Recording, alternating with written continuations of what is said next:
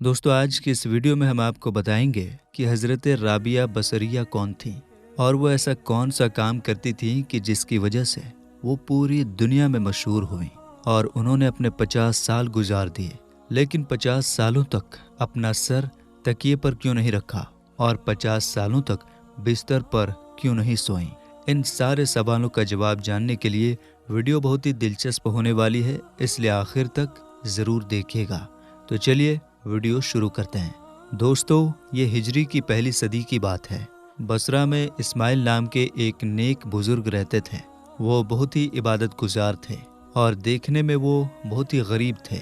ان کے گھر میں صرف بیٹیاں ہی تھیں۔ بیٹی اللہ کی رحمت ہوتی ہے، اس لیے وہ اس پر بہت خوش اور اللہ کے شکر گزار تھے۔ کچھ وقت بعد پھر اللہ کی رحمت سے انہیں ایک اور بیٹی ملی۔ یہ ان کی چوتھی بیٹی تھی۔ اس کا نام انہوں نے رابعہ رکھا۔ ان کی یہ بیٹی آگے چل کر بہت بڑی ولیہ بنی اور رابعہ بصریہ رحمۃ اللہ علیہ کے نام سے مشہور ہوئیں۔ شیخ فرید الدین عطار رحمۃ اللہ علیہ بتاتے ہیں کہ جس رات حضرت رابعہ بصریہ رحمۃ اللہ علیہ کی پیدائش ہوئی، ان کے والد حضرت اسماعیل رحمۃ اللہ علیہ کے پاس اتنا بھی تیل نہیں تھا کہ وہ ایک چراغ جلا کر گھر میں روشنی کر لیتے۔ آپ کی بیوی نے کہا، چراغ میں ڈالنے کے لیے پڑوسی سے تھوڑا تیل مانگ لیجئے۔ آپ نہ چاہتے ہوئے بھی پڑوسی کے دروازے پر گئے، دستک دینا ہی چاہتے تھے کہ رک گئے۔ آپ رحمۃ اللہ علیہ اللہ پاک سے وعدہ کیے ہوئے تھے کہ دنیا کی خاطر کبھی کسی کے سامنے ہاتھ نہ پھیلائیں گے، اس لیے بنا کچھ کہے اور بنا کسی سے مدد مانگے آپ گھر واپس آ گئے اور گھٹنوں پر سر رکھ کر بیٹھ گئے۔ بیٹھے بیٹھے آنکھ لگ گئی۔ ان کی باہری آنکھیں بند ہو گئیں لیکن دل کی آنکھیں کھل گئیں۔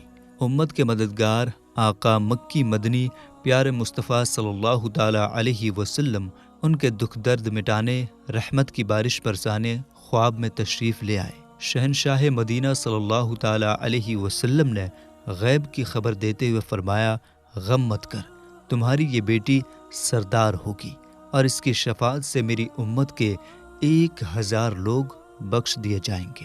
اور ارشاد فرمایا، میری طرف سے ایک خط لکھ کر کل بصرہ کے امیر عیسیٰ زادان کے پاس جاؤ اور لکھو، تم ہر رات 100 بار اور ہر جمعہ کی رات 400 بار درود پڑھتے ہو، لیکن پچھلی جمعہ کی رات تم درود پڑھنا بھول گئے تھے۔ اس کے کفارے کے طور پر 400 دینار سونے کے سکے خط لانے والے یعنی حضرت اسماعیل رحمۃ اللہ علیہ کو دے دو۔ آنکھ کھلی تو حضرت اسماعیل رحمۃ اللہ علیہ دیدار مصطفیٰ صلی اللہ تعالی علیہ وسلم کی خوشی میں خوب روئے۔ اگلی صبح وہ خط لے کر بصرہ کے امیر عیسیٰ زادان کے پاس پہنچے۔ عیسیٰ زادان نے خط پڑھ کر کہا، سرکار مصطفیٰ صلی اللہ تعالی علیہ وسلم نے مجھے یاد کیا ہے، اس خوشی میں 2000 دینار غریبوں میں بانٹ دیے جائیں اور 400 دینار حضرت اسماعیل رحمۃ اللہ علیہ کو دے دیے جائیں۔ بعد میں عیسیٰ زادان خود حضرت اسماعیل کے پاس آئے اور کہا، آئندہ جب بھی کسی چیز کی ضرورت ہو مجھے بتائیے۔ ماشاء اللہ، دیکھا آپ نے، رحمت بن کے آنے والے آقا احمد مجتبیٰ صلی اللہ تعالی علیہ وسلم کیسی نرالی شان والے ہیں۔ غلاموں کے دل میں خوشی ڈالنے کا پیارا انداز تو دیکھیے۔ ایک غلام کو دیدار کا جام پلایا، اس کے غم دور کر دیے۔ دوسری طرف قبولیت درود کی خوشخبری سنا کر عیسیٰ زادان کی بھی عید کر دی، یعنی ایک ہی نگاہ کرم سے 2 امتیوں کی جھولی بھر گئی۔ سبحان اللہ۔ حکایت سے یہ بھی معلوم ہوا کہ ہمارا درود بارگاہ رسالت میں پہنچتا ہے۔ حضرت رابعہ بصریہ رحمۃ اللہ علیہ کا نام رابعہ، کنیت یعنی اپ نام ام الخیر۔ آپ اپنے قبیلے، اپنے خاندان بنو قیس بن عدی سے تعلق رکھتی تھیں، اس لیے آپ کو قیسیہ ادویہ کہا جاتا ہے۔ آپ 95 یا 99 ہجری میں بصرہ میں پیدا ہوئیں۔ بصرہ کی رہنے والی تھیں، اس لیے بصریہ کہلائیں۔ آپ بہت بڑی عبادت گزار تھیں۔ شیخ فرید الدین عطار رحمۃ اللہ علیہ کہتے ہیں، آپ حضرت مریم، حضرت عیسیٰ علیہ السلام کی ماں کی طرح تھیں، جن کا قرآن میں کئی بار ذکر ہوا ہے۔ ان کی طرح آپ بھی بہت عبادت کرنے والی، نیک سوبھاؤ والی، پاک دامن اور شرم و حیا والی تھیں۔ وہ آگے فرماتے ہیں، آپ رحمۃ اللہ علیہ عبادت اور ریاضت میں اپنے زمانے کے لوگوں میں سب سے الگ تھیں۔ تمام اللہ والوں کی نظر میں آپ بہت عزت دار تھیں۔ آپ رحمۃ اللہ علیہ کی زندگی کا حال دل سے جڑنے والے لوگوں کے لیے ایک مثال ہے۔ جب آپ کی پیدائش کی رات تھی تو حضور پاک صلی اللہ تعالی علیہ وسلم آپ کے والد کے خواب میں آئے اور انہیں خوشخبری دی، تمہاری یہ بیٹی ایک سردار ہوگی اور اس کی سفارش سے میری امت کے 1000 لوگ بخش دیے جائیں گے۔ جب آپ رحمۃ اللہ علیہ تھوڑی بڑی ہوئی تو آپ کے ماں باپ کا انتقال ہو گیا۔ اسی وقت بصرہ میں بھینکر اکال سوکھا پڑا جس سے لوگ بھوک سے مرنے لگے۔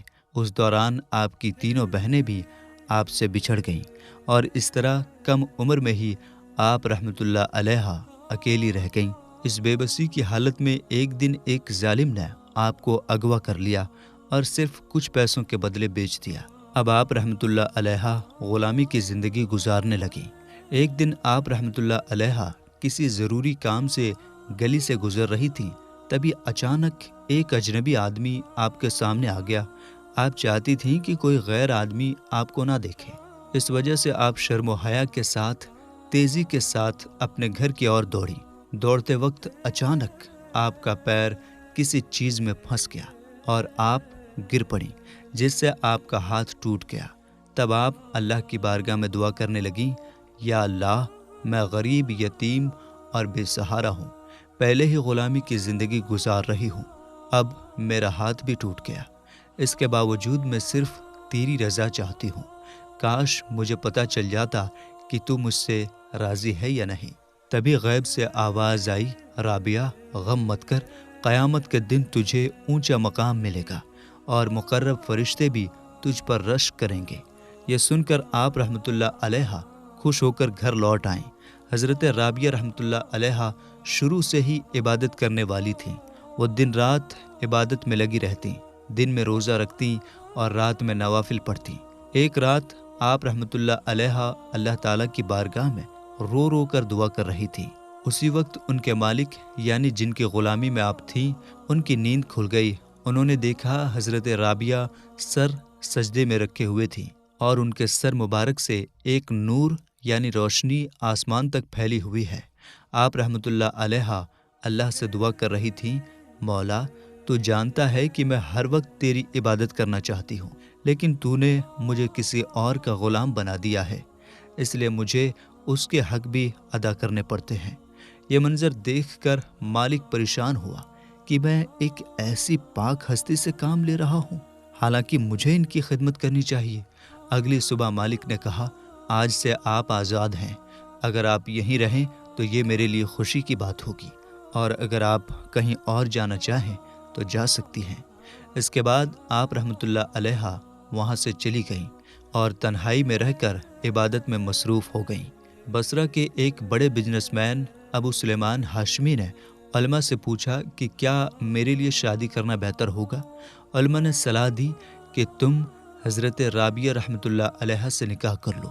پھر انہوں نے حضرت رابعہ کو ایک خط لکھ کر نکاح کی پیشکش کی اور کہا، میری روز کی آمدنی 80,000 درہم ہے، انشاءاللہ کچھ دنوں میں یہ 1 لاکھ ہو جائے گی۔ میں 1 لاکھ درہم مہر کے بدلے آپ سے نکاح کرنا چاہتا ہوں اور بعد میں اتنے ہی اور درہم دوں گا، اگر آپ راضی ہوں تو مجھے خبر دیں۔ آپ رحمۃ اللہ علیہ نے جواب میں لکھا، بسم اللہ الرحمن الرحیم، آگے، بے شک دنیا سے دور رہنا بدن اور دل کو طاقت دیتا ہے اور دنیا کی چاہت دکھ اور پریشانی کی وجہ بنتی ہے۔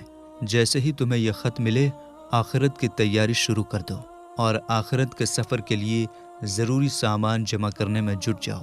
اپنا مال آخرت کے لیے جمع کرو، اپنے آپ کو وصیت کرنے والا بناؤ، دوسروں کو اپنا وصی مت بناؤ اور لگاتار روزے رکھو۔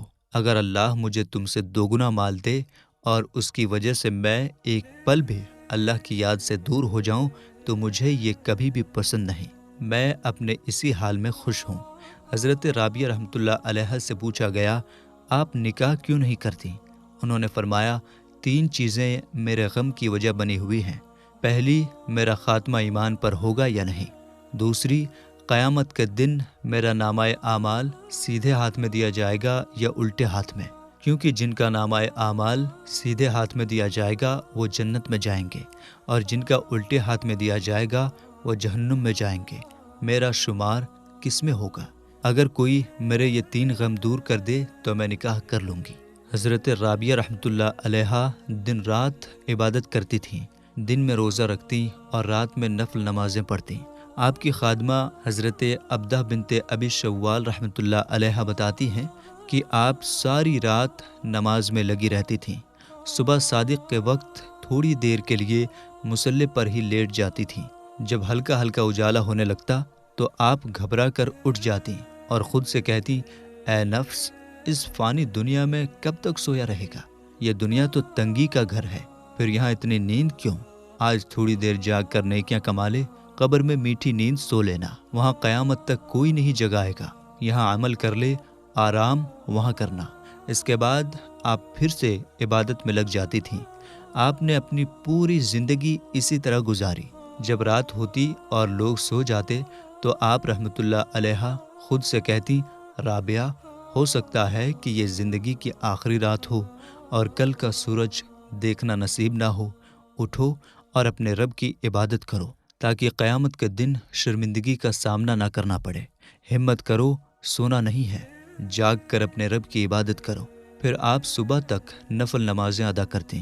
فجر کی نماز کے بعد آپ خود سے دوبارہ کہتی، اے نفس، مبارک ہو، تم نے پچھلی رات خوب محنت کی، لیکن یاد رکھو کہ آج کا دن بھی زندگی کا آخری دن ہو سکتا ہے۔ پھر آپ عبادت میں لگ جاتی۔ جب نیند کا اثر زیادہ ہوتا تو گھر میں چلنے لگتی اور خود سے کہتی، رابعہ، یہ تھوڑی سی نیند کا کیا مزہ ہے، اسے چھوڑ دو، قبر میں آرام سے لمبے وقت تک سونا۔ آج تو تجھے نیند تھوڑی کم آئی ہے، لیکن آنے والی رات خوب نیند آئے گی۔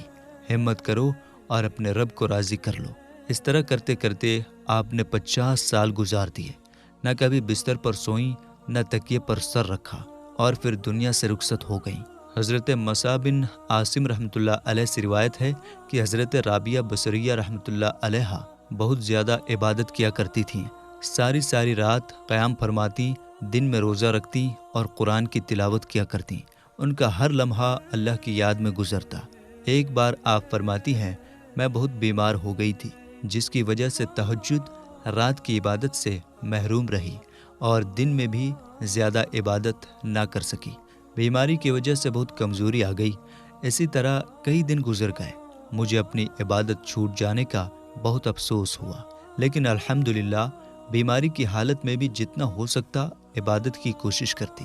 کبھی میں دن میں بہت ساری نفل نمازیں پڑھتی اور کبھی رات کو۔ پھر اللہ نے مجھ پر کرم کیا اور مجھے صحت بخشی۔ میں نے نئے جوش کے ساتھ عبادت شروع کی اور میرا سارا دن اور رات عبادت میں گزرنے لگا۔ ایک رات مجھے نیند آ گئی اور میں نے خواب میں دیکھا کہ میں آسمان میں اڑ رہی ہوں، اور پھر ایک ہرے بھرے باغ میں پہنچ گئی۔ میں نے ایسا حسین باغ کبھی نہیں دیکھا تھا۔ اس میں خوبصورت محل، ہرے بھرے درخت اور جگہ جگہ پھولوں کی کیاریاں تھیں۔ درخت پھلوں سے لدے ہوئے تھے۔ میں ان سندر نظاروں میں کھوئی ہوئی تھی۔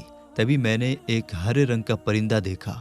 اتنا خوبصورت پرندہ بھی میں نے پہلے کبھی نہیں دیکھا تھا۔ ایک لڑکی اسے پکڑنے کے لیے دوڑ رہی تھی۔ میں اس لڑکی اور پرندے کو دھیان سے دیکھنے لگی۔ اچانک لڑکی میرے طرف آئی۔ میں نے کہا، یہ پرندہ بہت خوبصورت ہے، اسے کھلا گھومنے دو، مت پکڑو۔ لڑکی بولی، کیا میں تمہیں اس سے بھی خوبصورت چیز دکھاؤں؟ میں نے کہا، ضرور دکھاؤ۔ پھر اس نے میرا ہاتھ پکڑا اور الگ الگ باغوں سے ہوتے ہوئے مجھے ایک بہت بڑے محل کے دروازے پر لے گئی۔ اس نے دروازہ کھٹکھٹایا جو ترنت کھل گیا۔ اندر کا منظر بہت سہانا تھا۔ وہاں ایک اور خوبصورت باغ تھا۔ لڑکی مجھے لے کر باغ میں گئی اور ایک خیمے کی طرف بڑھی۔ میں بھی ساتھ تھی۔ اس نے خیمے کے پردے ہٹانے کا حکم دیا۔ جب پردے ہٹے تو پورا خیمے کا اندرونی حصہ نور یعنی روشنی سے جگمگا رہا تھا، اور اس کی چمک آس پاس کی چیزوں کو روشن کر رہی تھی۔ لڑکی خیمے کے اندر گئی اور مجھے بھی اندر بلا لیا۔ وہاں کئی جوان لڑکیاں تھیں جن کے ہاتھوں میں خوشبو سے بھرے برتن تھے۔ وہ عود کی دھونی دے رہی تھیں۔ لڑکی نے پوچھا، تم سب یہاں کیوں جمع ہو؟ اتنا انتظام کیوں کیا جا رہا ہے؟ اور تم کس کے لیے یہ خوشبو پھیلا رہی ہو؟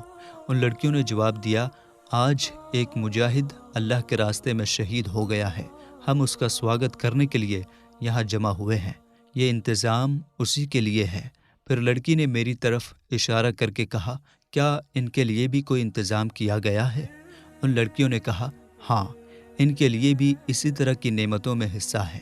پھر لڑکی نے اپنا ہاتھ میری طرف بڑھایا اور کہا، اے رابعہ، جب لوگ گہری نیند میں ہوتے ہیں تب تیرا نماز کے لیے کھڑا ہونا تیرے لیے نور ہے، اور جو نیند تجھے نماز سے دور رکھے وہ صرف غفلت اور نقصان کی وجہ ہے۔ تیری زندگی کے پل تیرے لیے سواری کی طرح ہیں، اور جو انسان اپنی اس قیمتی زندگی کو بیکار کے کاموں میں گزار دے وہ بہت بڑے نقصان میں ہے۔ تو میرے دوستو، یہ تھی حضرت رابعہ بصریہ رحمۃ اللہ علیہا کی زندگی کی پوری معلومات۔ تو ویڈیو آپ کو کیسی لگی ہمیں نیچے کمنٹ باکس میں ضرور بتائیے۔ ویڈیو آپ کو سمجھ میں آئی یا نہیں یہ بھی بتائیے، اور پسند آنے کی صورت میں لائک اور شیئر کیجیے۔